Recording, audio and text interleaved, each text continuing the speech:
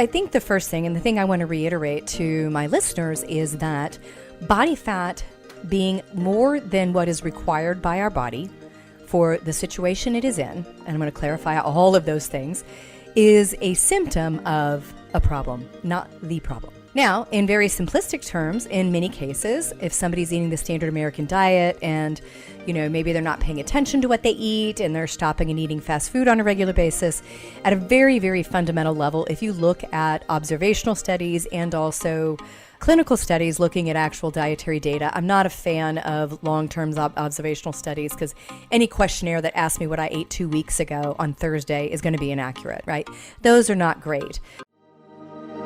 Welcome to the Menopause Mastery podcast, a show for women just like you who are ready for more health, vitality, passion, living life with a purpose. I created this show because I knew that women just like me in this second season of life, the season of menopause, are really tapping into their deepest desires. And we're ready to harness our physical and mental health and explore what our true passions are and peel back the layers to uncover exactly what we want out of life. I'm your host, Betty Murray, part geek, part magician, and your new medical bestie with a dash of sass. I love taking the complex science and making it easier to integrate into daily life. So let's join the journey to make this season the best ever. Have you been feeling off? You know what? Your hormones might be out of whack. Take my quiz to discover your personalized hormone imbalance and get a free report with your results. Learn what's really going on with your hormones and start feeling like yourself again. Just visit the website quiz.hormoneshelp.com to take the hormone quiz now. Welcome back to Menopause Mastery. So today I am going to talk about the 7 things you need to do to burn fat this year. So every year, right, we're starting off 2024, and many people are creating their New Year's resolutions or intentions, and 9 times out of 10, body composition changes are part of that conversation, and especially body fat. And I'm going to make some clarification around body weight, body fat, and the things that I find important here. And so I'm going to go through some of the things that I think everybody can do right now that can help just sort of kickstart this activity. So kickstart that fat burning capacity and get your metabolism revved up a little bit. So the first thing I want to really talk about is the misnomer, and especially from the medical community, that leads us all to believe that being overweight, carrying extra body fat, that in of itself is the problem, right? You get told that all the time. Doctors like, oh, your cholesterol's high, or oh, your blood pressure's high, or oh, whatever's going on. If you just lost weight, then it would go down, right? You hear it. I hear it almost every day that somebody has told a patient that. And the simple fact is, that damn simple, we would have one diet and that would be easy and we would all do it and everybody would result in weight loss and we wouldn't have an obesity epidemic. So I think the first thing, and the thing I want to reiterate to my listeners, is that body fat being more than what is required by our body for the situation it is in, and I'm going to clarify all of those things, is a symptom of a problem, not the problem. Right? Now, in very simplistic terms, in many cases, if somebody's eating the standard American diet and, maybe they're not paying attention to what they eat and they're stopping and eating fast food on a regular basis, at a very, very fundamental level, if you look at observational studies and also clinical studies looking at actual dietary data, I'm not a fan of long-term observational studies because any questionnaire that asks me what I ate 2 weeks ago on Thursday is going to be inaccurate, right? Those are not great. But when we're looking at true studies, we know statistically that we are eating hundreds of calories more than our counterparts did just a couple decades ago. Our actual size of serving when we eat out in particular has gone up. Our plates have gotten larger, and so therefore our visual cues for what we're eating is significantly higher. So I think probably the most important thing to know is not that I would ever eat this, but a kid's Happy Meal is actually an adult-sized portion. And, when McDonald's first opened up, I hate to break it to you, that was the adult cheeseburger and fries and a drink dose, right? And so now we get the super big gulp, and then we got the, supersized fries and whatever burger that you got going on. And obviously it's huge. Now, I know none of my listeners, I know you guys don't eat that, right? But the reality is there is a caloric situation where we could be just overeating, right? Overeating what our expenditure is. And that expenditure is your basal metabolic rate plus your activity level on top of it. But in order for us to fix that, we got to correct some of the underlying metabolic causes for the weight gain to begin with. So caloric deficit is part of that, right? But then the question becomes, what does that deficit come from, right? And I think a lot of times this is where it gets confusing, because sometimes the things we are told to do actually make some of the other behavioral components harder.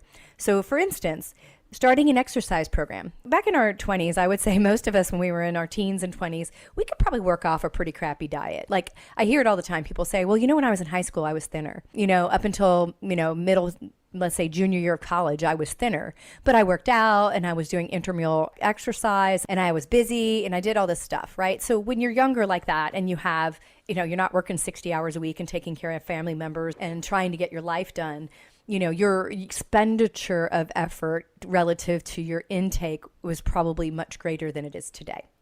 Right. So when I'm talking to adults now, we're not going to look at what you did at 20 because that was too damn long ago and you're a different body today. Right. So let's get into it. Let's talk about it. So the first thing I think is really, really important is I want to clarify the difference between weight loss and fat loss. Right. So when you look at studies online, right. So if you happen to read the research, I read a lot of research. I love reading research. I actually don't even let myself look at research in the evening because I know I will end up down some crazy biochemistry rabbit hole. Like I will just keep searching and searching and searching and I can't get to sleep. So I read stupid romance novels at night because that helps me, not get kind of tied up into my intellectual pursuits. But what's really, really important here, and when you look at the research, is to understand the difference between fat loss and weight loss. In traditional studies, unless they're looking at body composition specifically, they consider weight loss a win, right? So I'm going to give a real example of stuff that's very popular today, Ozempic and tirzepatide, or Wegovy, semaglutide. Those studies showed an extraordinary amount of weight loss in a relatively short period of time, right? Upwards of 30 pounds. Weight, right? Not fat. Right. The biggest concern about those drugs is an average of like 34 pounds lost. 27 of it, I believe, was muscle mass. That is never good. It is never good to lose a large percentage of muscle mass when you're losing weight. Now, if you have 30, 40, 50 pounds to lose, you will lose some muscle as you're no longer carrying around that much weight. But the percentage of what you lose, you want to hold muscle mass as long as possible. So one of the first things I think is super important this year, if you want to get healthier and you want to see things, you need to know where you start, right? Things that get measured get changed, and things that get identified and consistently measured are easier to change. So my recommendation is get a scan of one of these two types of scans. If you live in a bigger metropolitan area, there are DEXA scanning devices in many big cities that do bone density, but they also do body composition. Now you are getting exposed to a very low level of radiation, so it's not something you're going to do every month, but it would be a great thing to do to go get your bone density. If you listened to 2 weeks ago, I had an entire conversation about osteoporosis, but it's also really important because it can also figure out your body fat composition, which is very, very important. It's to be able to tell us where the body fat is, to what degree, and what percentage of your body composition is fat. Because the truth is, your BMI, which is your body mass index, which is just a height to weight ratio, is not a real valid measure, right? If I'm speaking to 300 people, it could help me generalize the data. But the reality is, what I want to know is my percentage body fat. 25%? Is it 28%? Is it 30%? Is it 35% of my entire body weight, right? How much is it? So just to make it easy, if I were a 100-pound person and 30 pounds of that is fat, I'm 30% body fat, right? So I want to know, because that tells me, hey, I am carrying more body fat than what I want, right? We want that body fat number in the low 20s and high teens for a woman, right? If you get very low, like if you get below 18% body fat, you're going to probably start seeing some hormone problems, right? Lower isn't necessarily always better, right? And actually, I can tell you from the longevity studies, being super, super lean and underweight, or pushing that underweight, especially if you don't have the muscle mass, is actually worse than if you're carrying a little extra padding, honestly. So, what we want to know is, number one, what is the body fat percent? I don't care what the total weight number is. I want the composition, right? Mr. Universe and Miss Universe or any of those bodybuilding contests, usually they are considered obese by weight. And then body composition, they have very low body fat, right? Which makes them healthier. So I want to know that. So the DEXA can give you that. It can also give you where it's distributed. So is it predominantly in the abdomen? Is it in your butt and thighs and truncal area? Is it around your abdomen area almost exclusively and you've got very little on your legs? Because where it resides can tell you the degree of concern, right? Abdominal fat, particularly the abdominal fat that is underneath the jiggly bits on the outside, right? So the stuff that's underneath the muscle that makes it feel like it's kind of hard, almost like a pregnant belly, that is way more dangerous for us than to have it on the hips and thighs and butt, right? And women as a whole, we tend to carry more subcutaneous fat. So we carry more of the fat that's on the surface area that is, let's say, more bumpy and lumpy, right? But it is less dangerous because it is less pro-inflammatory because it is not wrapping around organs. So you want to know, where that is. So if you don't have access to a DEXA, many locations have a bioimpedance analysis device. And there's different versions of this. Professional bioimpedance devices, or BIAs, help you understand very similarly. They basically send a small electrical charge through the body, through the hands, through the feet. And as it moves through muscle, because there's more water contained in your muscle than there in fat, it actually moves faster, right? So we can tell by the level of impedance what the fat percentage is, right? So we can say this has got more fat or less fat. It can also tell us hydration level. It can tell us how much water is inside the cell, how much water is outside the cell, and whether you're well hydrated or not, or is there a lot of like inflammatory activity? Because a lot of times when we're overweight, again, overweight is the symptom, not necessarily always the cause. There's a lot of inflammatory cytokines, right? So if you looked at, the virus that we were, almost said impounded, the virus that we were quarantined for so long, one of the major risk factors for complication was being obese or overweight. It's because they are already chronically inflamed, because that fat cell, particularly the over-engorged fat cell, and especially the ones that are around the visceral fat, are very metabolically active. They make a bunch of hormones and they make a bunch of inflammatory cytokines. And when they do that, we also end up storing water around all of our cells, right? So think of it as kind of like a moat around each cell, sort of trying to protect it. Well, it makes you have a lot of inflammatory water weight. And it also makes you feel very fleshy and sort of, people say, well, I feel like I'm swollen all the time. A lot of that is that inflammatory weight. And if you ever watched any of the shows like The Biggest Loser, at our clinic, we would get invited to send people over to audition. And I was like, I'm never going to send anybody to audition for that show. It was horrible. But they were looking for a particular metabolic kind of profile, because those people would drop all this weight very quickly because they were so inflamed. There was so much water weight lost that you would see these extraordinary weight changes, right? But it was really just the change in inflammation. So if you can get to a bioimpedance or a DEXA device, you can actually see the body composition, right? And that tells us a lot. Again, like I said, if I've got a trim waist and not a lot of visceral fat underneath the muscle, but I've got a little extra junk in my trunk, in my butt and thighs, I may not like it, but it isn't as dangerous for my risk for heart disease, diabetes, metabolic syndrome, you name it, right? My disease risk goes down. So I think it's important to get measured so you actually have some data. Because one of the things that often happens is as we start to get more metabolically flexible, as we're able to get more metabolically sound, sometimes the number on the scale doesn't move that much. But all of a sudden, the clothes start fitting differently. And I remember when I first started really messing with my hormones and really kind of digging in what I was looking at in my PhD research. And I was like, okay, I'm going to try this. I'm going to try that. I remember the first thing is my weight didn't change that much, but all of a sudden my pants were loose. Like I was like, oh my gosh, I never wore a belt because let's face it, the damn things are uncomfortable. And I was like, I don't want to draw attention to my waistline. So I would never wear belts. And I remember I was like, damn, I'm going to have to wear a belt because my pants are too loose, right? Like around my waist. I was losing inches, but my number on the scale literally had not changed. So that meant a lot, right? That means that something was changing in the body, even though the weight itself didn't move yet, right? And let's face it, you wouldn't care what that number said on the scale as if you loved what you looked like, right? And you knew you were healthy. At the end of the day, the number itself doesn't matter. It's the composition. That's why I think it's so important. So you want to get a bioimpedance device. There are several available ones for home use. Tanita makes one. There's Withings makes another one. There's several.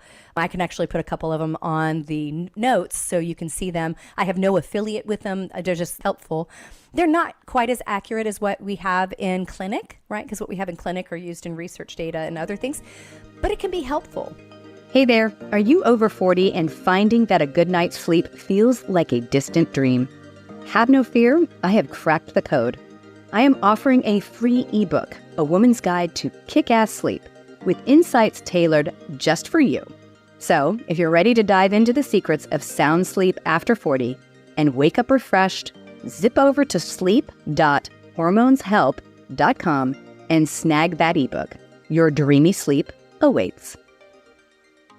Now, some of the things that you want to do before you do these types of tests is you want to have cleared out bowels. You'll not want to eat. You want to do them ideally in the morning after you're well hydrated, and be well hydrated the day before, because your body actually stores water in the muscle. And so it gives a better and more accurate read of what the true body composition is. If you go in dehydrated, you're actually going to look fatter than you really are. Right? So that's going to give us all that data, and it can give us segmental things like, so where is it in the legs and everywhere else, so we can be really targeted about what we're doing. So I think getting measured is most important. So that's ideal. So the other things I'm going to talk about today are some things that most of us think about, but there's two that I consider almost the most important. And these are things that we do when we do my challenge. I'm going to invite you guys to my challenge, and you can do it to help you lose the next 5 pounds, because I can tell you 5 pounds of fat takes up a lot more space than 5 pounds of muscle, right? They both weigh 5 pounds. The weight itself is the same. It's the distribution or the space in which it takes up. And so, you can picture in your head, we've all picked up a 5 pound weight, how small and compact that is. Now, a 5 pound model of fat, or 5 pounds of fat, is significantly more than that. It's almost a little bigger than like a loaf of bread, right? So it's about the size of a regular loaf of bread. That's the same, right? So the same 5 pounds. So at the end of the day, we want to hold on to that muscle. We want to know. So we want to see it. So number 2 is, when I look at why we might have this metabolic damage, I've been talking about this for over a year, but a big part of it is our stress chemistry and our body's response to that stress, and what it's perceived in the brain as, and then how the body responds with hormones, right? And you've probably heard me talk about this, but our stress chemistry, cortisol, raises your glucose in the bloodstream in the short term, therefore raises insulin. And so cortisol, your stress chemistry, is going to raise insulin in tandem, right? And we are chronically living in this environment. And so again, most of us are going to have to get well in an environment they very well may be making us sick. I'm recording this. I had the intentions to record it over the weekend. My mom fell and broke her arm. And so my weekend was really taken up dealing with that. So I was like, okay, I got to record this. Now I'm recording it on a day that I work. I still have patient emails to respond to. I've got like all these other things. So the reality is, you have a life just like mine. The reality is, we never have a perfect time. So we have to find a way to do things that help lower this, because we don't have that ideal scenario. And so this is a place to put things like meditation, right? Visualization, breathing, breath work. If you've never taken somatic breath work is awesome, right? Because what it does is it basically turns off all of those things, turn off your sympathetic drive, which helps you lower cortisol, and turn on parasympathetic drive, and lets you pair up your autonomic system so it can regulate again. Because if you're in the chronic stress state, you're never in a relaxed state. You can't really digest. Your hormones are getting a message all the time, and all of your organs are getting the message that life isn't safe or fair, and that I'm at risk right now of something bad, so I need to watch for it, right? So we become hypervigilant, and then our entire system of stress chemistry is elevated. And I think it's so very important. So number 2 is get still, right? And most of us, this is what we actually need to do, is we need to take a moment and get still. Right? And we need to breathe, and we need to allow the brain to sort of slow down. For some people, visualization does that. For some people, watching the breath and doing just rhythmic breath. It could be box breathing, inhale to 4 counts, exhale to 4 counts. They do that with the Navy SEALs. It has an extraordinary impact on stress response. For other people, it might be doing coordinated breath work and taking and listening to a breath work scenario. For others, it might be doing some slow yin yoga, which are, held yoga poses. I taught yoga for 10 years. that help you just kind of turn on that nervous system. One of the things I love to do is legs up the wall as a yoga pose. It's, you basically lay on your back, you scoot your butt up against the wall, and you put your legs up against the wall. You might put a little blanket underneath your hips to elevate the hips slightly. I'll even put a rolled up towel underneath my neck so I get a little bit of cervical sort of support. And, I'll even put little sandbags in my hands and cover my eyes and chill out for a few minutes, right? And help the body slow down.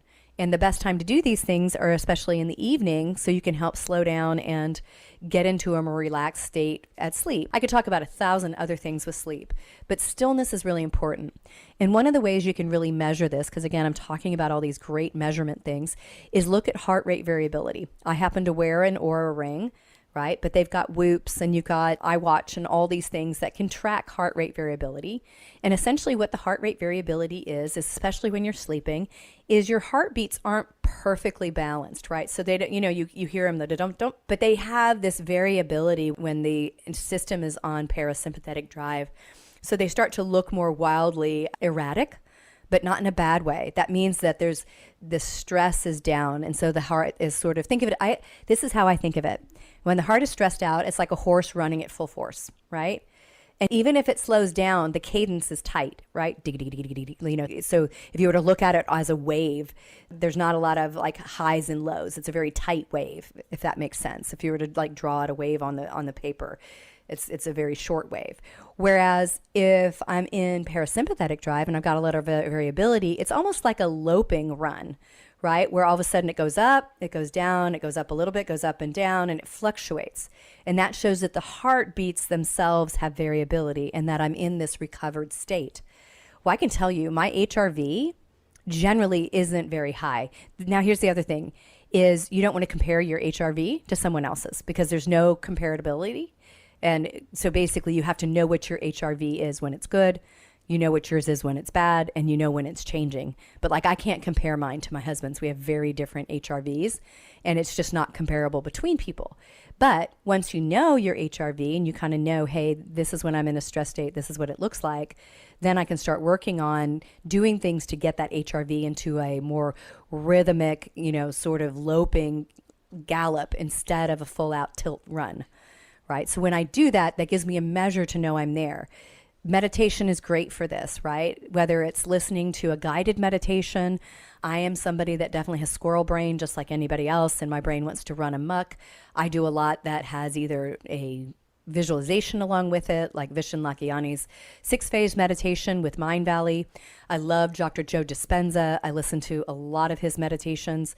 I find them to be very advantageous. So you could definitely find your meditation of choice. And I do meditation often in the morning, right? I do a little bit at night, but I also do it in the morning because that helps sort of set my day. So to get still, you got to do those things. You can't think about them and make them happen. You have to do them. Now, number 3 is to get moving, right? So if we have to create a little bit of a caloric deficit, we want to move, right? Because for most of us, we end up going to a job in many cases or doing something where we're sitting all day, right? All day, all the time. So our actual energy expenditure is pretty low. And the other part of it is it kind of shuts off the nervous system when you sit, right? When you're not standing, walking, moving, it sets off the nervous system. So it even affects vasovagal response and the kind of gut-brain connection. And so we want to move more, but we don't want our movement to be the greatest form of punishment, right? Most of us go to exercise and we are punishing ourselves for either what we wanted to do or what we did, right? So we just want to move more. And that just means starting to find a way to find joy in the movement of your body, right? We are a physical animal. Like I love to watch my dogs in the morning because they wake up and they go running out and they immediately run around and play. Every morning they play like they're it's super joyful to be awake, and B, it's super joyful to be in their body and awake, right? And we should wake up with the same sort of enthusiasm. We don't think about moving our body just to move, right? Just to move and be joyous in the body, not to abuse it, right? Because the other thing that happens is when we turn around and we go, okay, I'm going to try and lose weight by working out more. What's the thing that happens? Studies show this, is often what happens is our hunger goes up, right? It's particularly in the short term because we're expending more energy. Our metabolism isn't as robust as it was. We have a lot of sort of adaptation that has to happen. So often our hunger goes up in tandem with the additional exercise, right? So going out there and hitting it full tilt and hitting it as hard as possible to, basically work off what you ate isn't a great way to do it. What I'd rather have you think about is how can I move my body in a state of joy? Even doing ecstatic dance, if anybody's ever been to an ecstatic dance experience or even like a Tony Robbins event, there is so much dancing going on. And I don't know about you, but I love to dance. Now, I don't get many opportunities to do it outside of events like parties. I do go to some pretty neat parties with some of my colleagues. But at the end of the day, we don't have a lot of opportunity to do that. So even if it's putting on a set of headphones and just moving your body to your favorite dance music, that just starts to get you in your body. It also helps tell that stress chemistry, hey, this is what I'm supposed to be doing with it. I need to be doing something physical. Do it, right? Don't be freaking my brain out and keeping me all wound up while I'm sitting in my chair all day. Let me give it something physical to go with. So number 3 is get moving, but don't use it as an obligatory beat down because you need to lose weight. Okay, so number 4. Now, if we look at food composition, right? The things that we know we shouldn't eat, we just really shouldn't eat, right? At the end of the day, we should be eating whole foods as they come from the planet. So how Mother Earth grows them, right? So we don't grow pasta, we don't grow toast, we don't grow cookies and crackers and all those other things, right? Food in its natural form, the closer we get to how it comes from the planet, right? That includes animal protein. So if I don't cure it, salt it, do a bunch of heavy chemical, smoke it, right? If I don't smoke it, those things, if I leave it closer to its natural form, the less denatured it is, the better it is for us, right? And it's the processing and the eating of food stuff, right, that has removed and stripped away the micronutrients, the other nutrients like your vitamins and minerals, your fiber content, the stuff that actually make things spoil, right? Because when you strip that stuff out, all you're left with is the crap. And that stuff doesn't spoil, which is why they do it, right? If you can have a bread loaf sit on the shelf for 2 months, there's very little food value left in it. Very little, right? So if I eat foods in its natural form and remove the processing, number 1, I'm getting the fiber and other things and the vitamins and minerals. And so I'm actually getting the nutrients the body wants.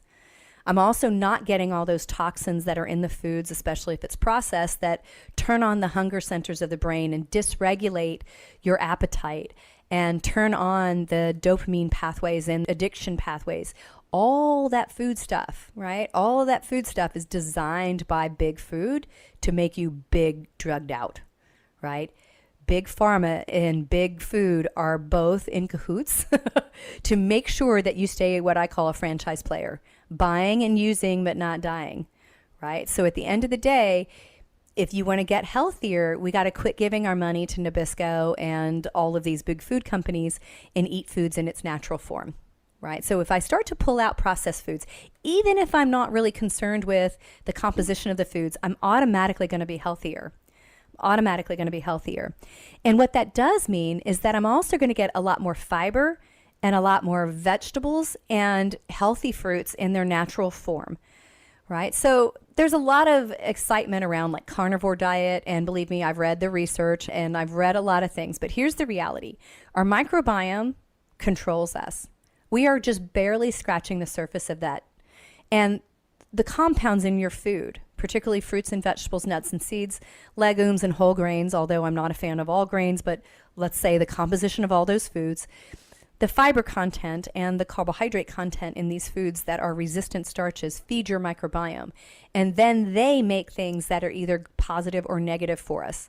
For instance, your microbiome influence GLP and GIP, which are what Wegovy and tirzepatide work on. Okay? So at the end of the day, maybe if our microbiome was healthier, we wouldn't have to use drugs to try and manipulate those pathways to help with weight loss. Right? So our microbiome needs to be fed. So if I eat a lot of vegetables and fruits and nuts and seeds that contain a lot of fiber and also contain the polyphenols, so those antioxidants that exist in those foods are the food source also for these microbes, particularly the healthy ones. So if I'm giving those to them, they're going to grow. Right? They're going to grow and proliferate and make good things. Like our Akkermansia mucinophilia actually influence GLP, right? So maybe our gut microbiome needs to be healthier. But if I take out fruits and vegetables, nuts and seeds, polyphenols from my diet, yes, I can get all my vitamins out of liver and organ meat, and I can get what I need out of animal protein, but that does not mean my microbiome is getting what it needs. Right? And many people that remove those foods and feel better, it is because they have a really messed up microbiome and their digestion's messed up. Right? It's not necessarily something that I think that we should be living on all time. Just because we can doesn't mean we should, right? When we have the opportunity to eat stuff that actually provides a lot of value to the body. So when we look at that, I want to really concentrate on things that grow above ground. I could get super technical and give you all the names of all the foods, but just think of it this way. If the plant is growing above ground, it's going to be very high in nutrient value, very relatively high in fiber, very low in actual calories and carbohydrates, right? So leafy things, tomatoes, zucchinis, squash, all of those are very low in carbohydrate content. So they've got nutrient density without caloric density.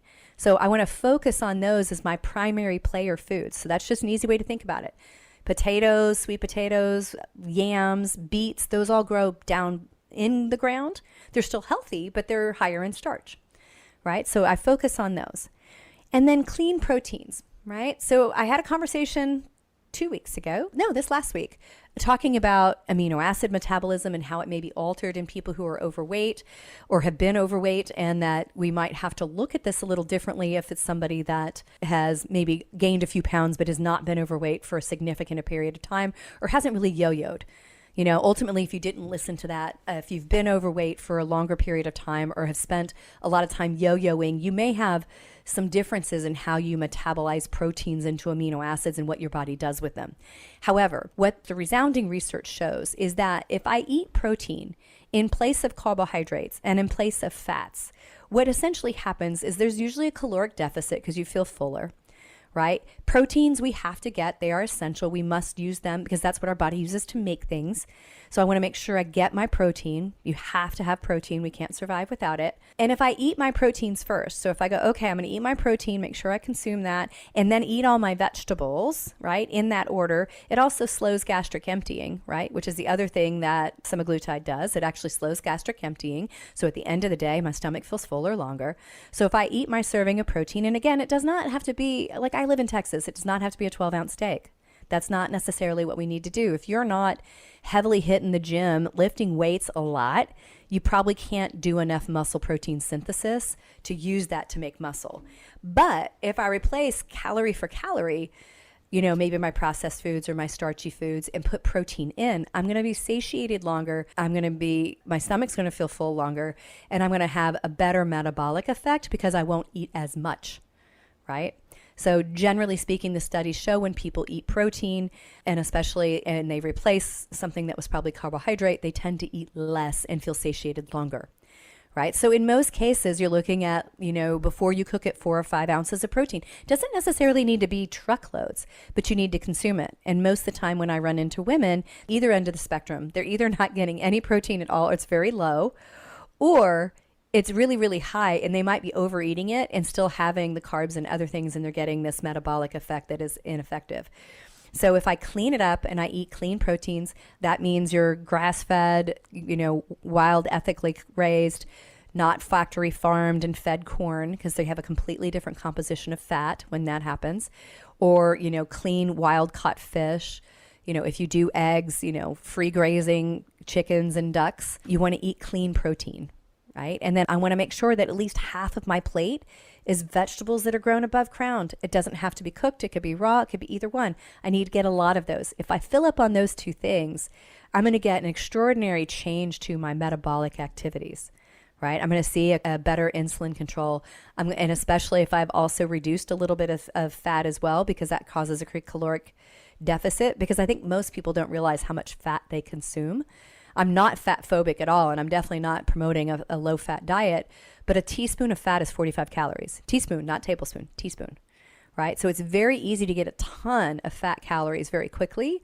And then if I'm still having the carbs on top of it, now I'm probably going to have more calories than what I really wanted. And I don't even know that I did it, right? So in the beginning, we want to look at that, you know, high vegetable, high fiber content, and then those clean proteins. And then, you know, really, so again, I want to do my number 7 is this: cultivate discipline. We don't like being told what to do, right? And I say, especially now at this age, I really don't like being told what to do. But here's the reality. You have to tell you what to do, right? And the only way to develop a habit is to create the discipline to force yourself to do stuff you don't want to do, right? If we waited for motivation and we waited to feel like it, we would never get anything done. And so at the end of the day, that's not valuable to you, right? So in order for us to make change and feel better, we have to make changes in what we're doing, which requires us to work the muscle of discipline, because discipline then gives you freedom for the other things that you want. So if I become more disciplined about how I eat and how I manage my stress and prioritizing maybe my self-care, or, prioritizing prepping for food. The people who are really successful, like on my hormone reset, that dropped 35 pounds in 12 weeks, feel great, and they continue to keep it off. Number 1, they learn the rules to help regain metabolic flexibility. Number 2 is they work the plan and they develop discipline. And that also means like being prepared, right? Just like a Boy Scout, we got to be prepared. We got to know what we're going to eat, when we're going to eat it, and how we're going to eat it. Because if you left that to when you're going to get around to it, what happens is you get too hungry, you blow it off, and then you get the biological imperative, right? So the biggest thing that we need to cultivate to help burn fat now and keep it off, right, to develop that metabolic flexibility, is to start to develop these habits, just the first few that I went through, just the easy ones that I went through to help start to create that environment where your body is less inflamed, is you have to get disciplined about it. You have to go ahead and say, hey, damn it, this is important to me. Maybe I'm going to say no to my significant other or the PTA, or I'm going to get up a half hour earlier so I can get whatever it is I want done before I get ready for work. It's saying I'm going to do what I don't want to do because I want the outcome to happen. So what's really interesting in neuroscience, there's a part of the brain called the anterior median cingulate cortex, right? We have 2 of them, one on each side. And they've studied it a bunch. There's an anterior and there's a median, right? So front, middle, back. And it does different things. But one of the major things that it does is it grows and shrinks according to what's happening in your body. So the larger it is, actually, it's one of the centers for brain memory, focus, those kind of things. The larger it is, the more believed it is to be helpful for you. So what's interesting is they found in studies on humans, not just rats, on humans, that when you do something you don't want to do, right? So let's say, okay, jumping into a cold ice bath in the morning, in the winter, when it's dark out. How many of you really want to do that? I can tell you I don't. Do I do it? Yeah, sometimes, right? I have to work myself up to it. So if that's one of the things I want to do every morning, I don't do it every morning because it actually kind of wears my stress chemistry out. But if I really wanted to get up and do that, that's one of the things I want to do. Every time I go step into that cold plunge, when I don't want to do it, I actually cause that part of my brain to grow. Now, you might say, oh, but Betty, I love doing HIIT exercise. So when I do more of it, I'm causing it to grow. No. This only happens when you don't want to do it, right? This is basically the center of willpower. This little thing grows and gets bigger when you exhibit willpower doing something you don't want to do. Right? It doesn't have to be physical either. It could be anything. It can be mental, emotional, whatever. So every time I flex that discipline muscle and I do something that I don't feel like doing, I'm actually increasing that function in my brain. It's self-fulfilling because then we have better willpower because the brain is better adapted to do whatever it is we want to do. But it actually sucks because we have to be disciplined first to then get the motivation to then do it. And some of us genetically are wired to have more motivation without reason, right? So when we talk about DNA testing, there are some patterns in the DNA, and there are some people who are patterned that it's very hard for them to commit to something when it doesn't feel good, right? They're the person that'll be on the wagon for about 5 days, and then the weekend comes, and then the wheels come off the bus. And it's because they're wired to to look for, I would say the easy way. They're sort of wired that that's where the brain's going to center on, and it's very hard to pull themselves back. So those are the people that we absolutely pair up with coaches, that they have to have ongoing coaching all the time because they have to kind of work against their biology. But all of us, because we're humans, are like that. We don't want to do what we don't want to do, right? So at the end of the day, think of it this way. If you have these things you want to do, and I just went through 6 ways to start getting body fat just to melt off, right? To absolutely melt off. just fostering these things. It'll take discipline. So what it takes is putting stuff on the calendar. What it takes is rearranging the schedule and maybe getting up earlier or saying no to something, or, avoiding one thing to start another thing, to allow you to start make those changes, and then recognize that it becomes easier and it becomes incremental to add new things on when we start exercising that discipline muscle, because it's the stick, not the carrot, that causes the brain to grow. Right? So it's the discipline and the unpleasantness that actually allows our willpower to become stronger, right? So you have to kind of do it first before you feel motivated, which is often not what you hear. You read all the self-help books and happiness this and blah, blah, blah, blah, and all this other stuff. That's not what we hear. But the reality is the discipline helps you have what you want. But we have to do the discipline when it doesn't feel good, right? Isn't the exciting thing that we want to have. But all you got to do is just do this. Even if you were to do these things for 5 days, right? If you were to do these things for 5 days, like consistently, really do them, you would feel different. You would probably notice your pants fitting a little different. You might notice a few pounds coming off on a scale, even if you haven't had a chance to get a DEXA or a BIA.